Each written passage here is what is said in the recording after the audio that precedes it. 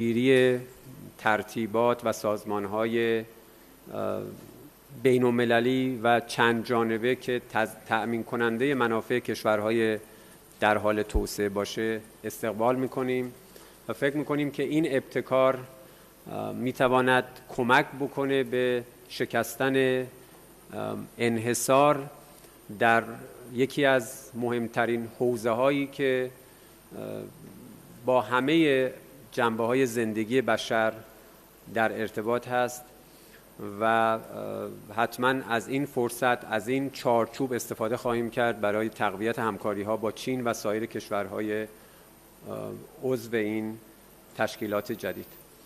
باشگاه خبرنگاران. عرض سلام و احترام دارم آقای دکتر.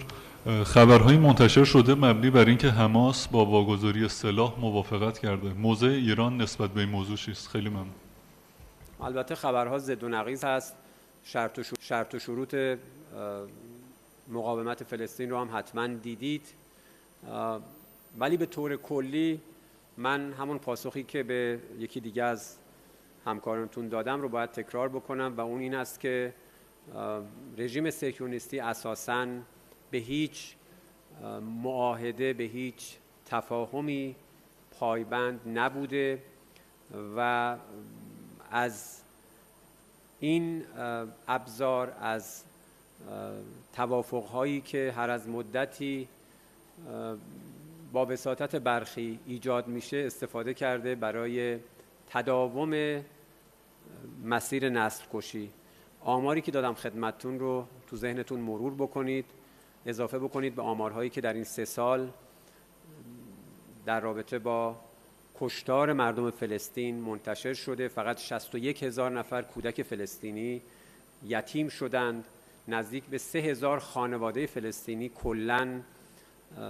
کل خانواده به شهادت رسیدند و خب این جنایات گویای این واقعیت هست که رژیم صهیونیستی همچنان بر هدف امحای استعماری فلسطین اشغالی اصرار داره و طبیعتاً در این شرایط مقاومت فلسطین، ملت فلسطین برای تداوم حیات خودشون هیچ ابزاری ندارن جز مقاومت برای کسب حق تعیین سرنوشت. 2 سوال دیگه هم خدمتتون باشم بعد خداحافظی میکنم. بفرمایید شما. بفرمایید. بعد. سلام آقای بقایی، روزتون بخیر باشه. آقای بقایی، به افکار عمومی منطقه اشاره کردید، ولی من میخوام بدونم بعد از گفتگوهایی که آقای عراقچی داشتن حالا با مقامات پاکستان و ترکیه و عربستان مبنی بر اینکه ایران پاسخ قاطع و جدی میده به کشورهایی که حالا بخوان حمایت یا مشارکت در حملات آمریکایی‌ها و اسرائیلی‌ها بر علیه ایران داشته باشن، آیا پیام روشنی از کشورهای منطقه دریافت کردین مبنی بر عدم حمایت یا مشارکت در این حملات؟ و اینکه ارتش کویت هم توی یک بیانیه‌ای اعلام کرد که مدعی شد نسبت به اینکه حالا ایران به کشورش حمله کرده، حمله پهپادی داشته. میخوام واکنشتون رو نسبت به این ادعا بدونم. ممنونم. ما عرض کردیم ما به کشوری حمله نمی‌کنیم، ما داریم از خودمون دفاع می‌کنیم. ضربات دفاعی ایران علیه پایگاه‌ها و مبادی حمله به ایران هست. من مدام تکرار می‌کنم که ما هیچ خصومت و عنادی با هیچ یک از کشورهای منطقه نداریم. برای تمامیت سرزمینی و حاکمیت ملی اونها احترام قائل هستیم، اما کشورهای منطقه باید به مسئولیت‌های خودشون عمل بکنن. شما اشاره کردید به کویت برای مثال. نباید اجازه بدهند که قلمرو اونها، امکانات اونها توسط آمریکا استفاده بشه برای تدارک حمله علیه جمهوری اسلامی ایران.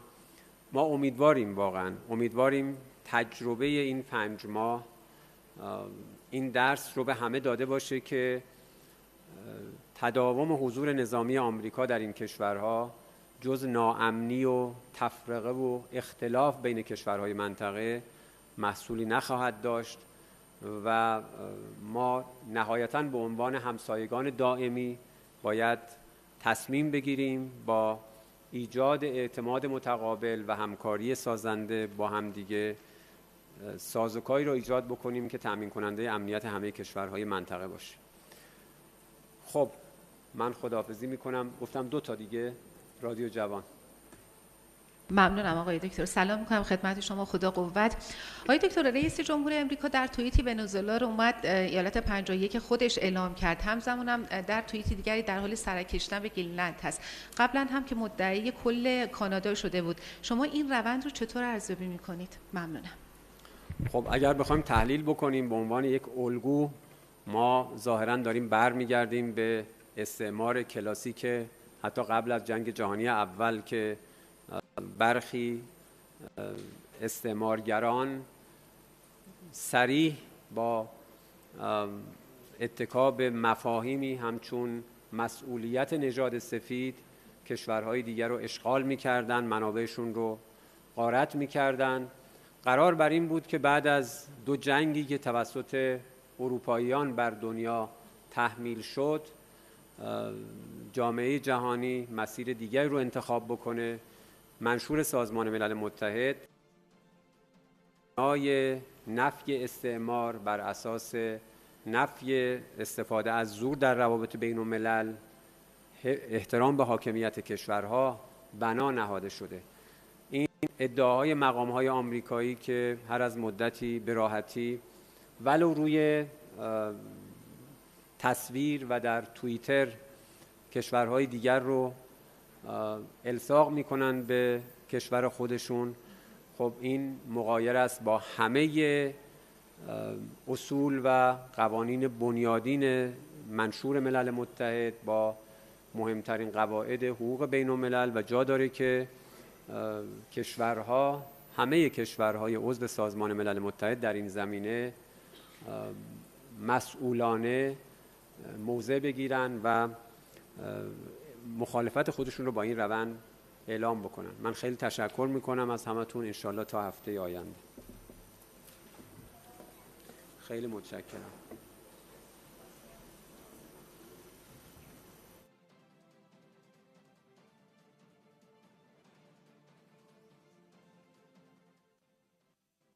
से हरमस पर मुज़ाकरात का भी हिस्सा नहीं है।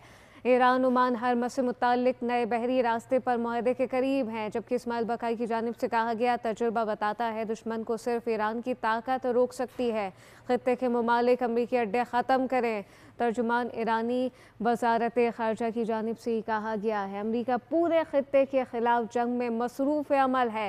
इस्माइल बकाई की जानिब से कहा गया खित्ते के ममालिक अमरीकी बेसिस ख़त्म करें, जबकि तजुर्बा बताता है दुश्मन को